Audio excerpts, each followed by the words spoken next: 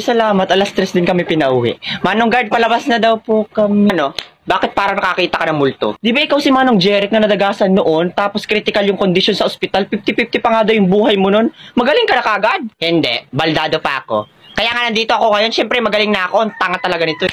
Sayang naman, hindi pa natuluyan. RIP that Jeric na sana eh.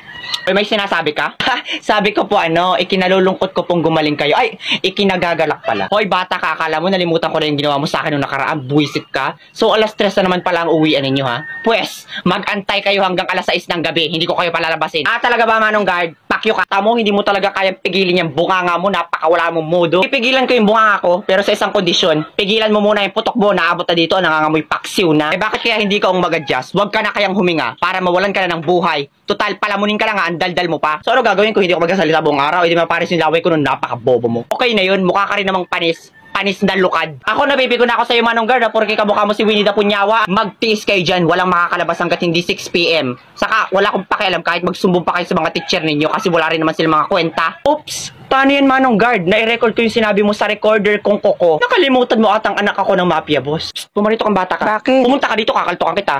Oh, ito, ibigay mo yan kay ma'am ha, doon sa principal. Sabihin mo lahat-lahat ng mga ginawa niya Manong Guard na yan.